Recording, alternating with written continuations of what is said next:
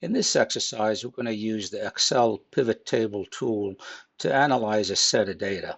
Specifically, it's a garage operation where the owner tracks the problem, the mechanic ID, and the cost of the repair. They would like us to create a summary whereby they see a table of data that can easily be manipulated and possibly draw a chart to visualize what is being seen. Before we activate the pivot table tool, we need to specify the data range. So we start with highlighting all the pertinent information, the labels on the data, making sure that we go all the way down, and then going up to the menu, click on Insert, and from Insert, click on Pivot Table.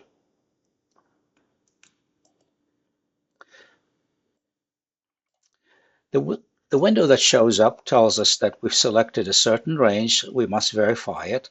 And then we look at where to place the data that we're going to summarize. We have an option in a new sheet or an existing worksheet. I recommend that you always leave it as new sheet and click OK. Once you click a new sheet, Excel inserts a new sheet labeled Sheet 1, Sheet 2, or Sheet 3. And then it gives you an option to select from the fields. The fields are the column headings or the labels. So you choose from the set of fields and you arrange them into columns, rows, and another column or row that specifies the values. So here's what we're going to do. We start with the mechanic ID. We click on the field itself, and in this case, we're going to drag it to display as a column and let go of it. Next is we're going to look at the problem, choose it, and put the problem in the rows area. And for the values, it has to be a dollar amount on something numerical that can be added. Well, the repair cost, we click on it and we add it to the values. So now we have assembled our pivot table and it looks like this. So let's see what can be done with it.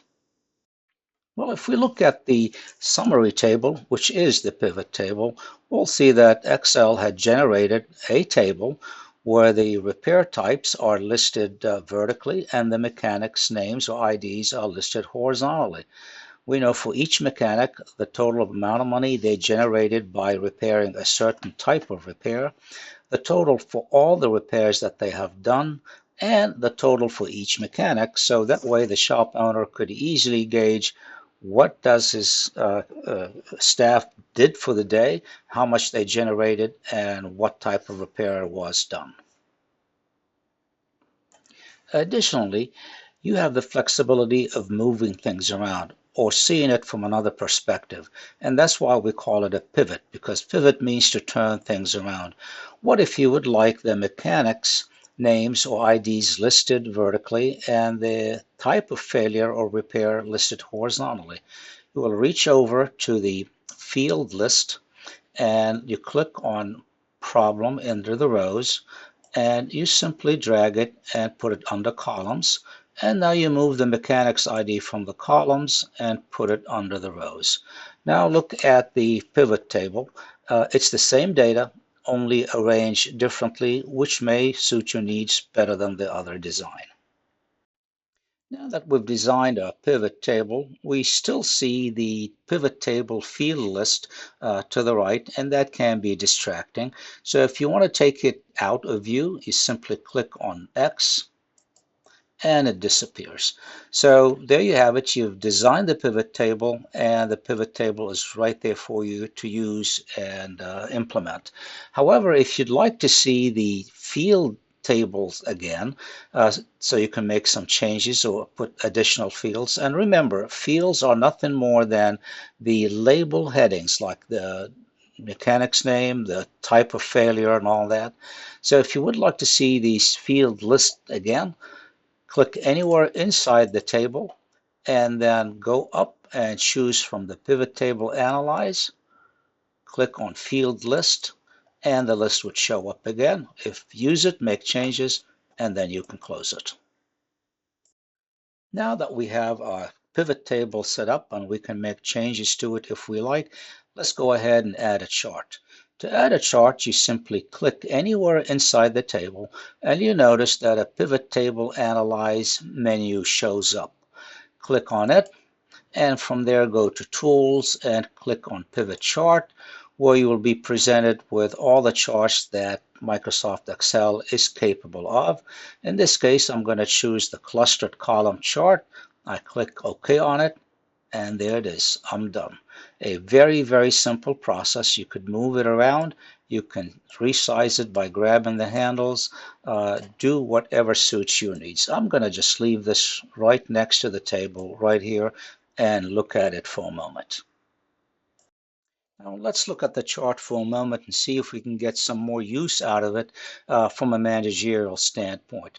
You'll notice that it has three elements: sum of repair cost on the y-axis, and there's a mechanic ID that we can filter on, and there's also a problem ID that we can filter on. By that I mean, if you look at the labels themselves, there's a little bit of error right next to these labels, and all you got to do is click on that arrow and filter what you want to see and what you don't want to see. For example, from the problems encountered, I'll deselect them and I say I would like only the noise. I click on it, and now my chart had changed, and only the mechanics that worked on noise, their data is displayed, and the amount of money that they generated from those is also displayed. I can undo the filter and click on Select Everything, and do the similar thing with mechanics. Let's say I only want to see what mechanic 3 had done. So I would deselect all and select mechanic, click OK. So now the data pertains only to the mechanic number 3. So you see that this could be a great managerial tool to analyze and summarize data in various operations management settings. Now that we have completed the pivot table and the pivot chart, let's add one more element to make this spreadsheet even easier to use by the average business person. Let's click anywhere inside the table and click on the Insert menu, and then move over to Filters section and choose Slicer. A slicer makes it faster and easier to filter tables, pivot tables, and charts. Here's how it works. I'm going to click on Slicer, and in this case, I would like to click on the repair cost or mechanics ID, or perhaps problem. I'm going to click on problem and create one slicer for it, and this is it. This little rectangle menu is called a slicer. So what does it do?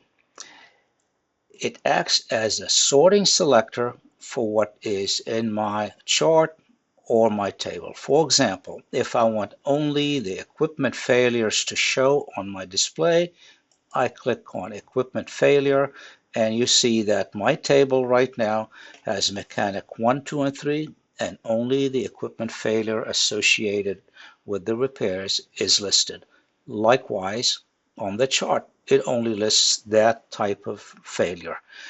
I can click on noise, and now noise is only odor, runs warm, and I can also do a multiple select. So if I want to select more than one problem at a time, I click on the multi-selector right here, and now I click on equipment failure, and I have 2 of them show up.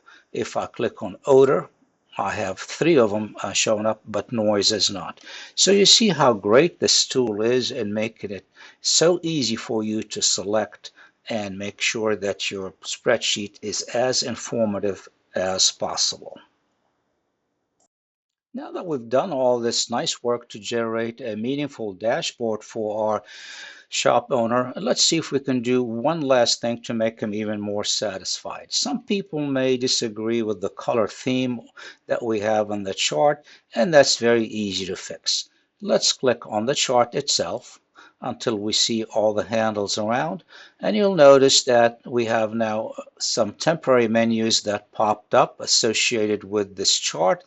Let's click on the design, And from the design, you can choose a different layout or theme colors that may perhaps make the information pop out better on a presentation screen or be more useful to the end user. I'm going to click on this one. And you'll notice that nothing has changed except the color, the background, and the colors are more fluorescent and pop out more.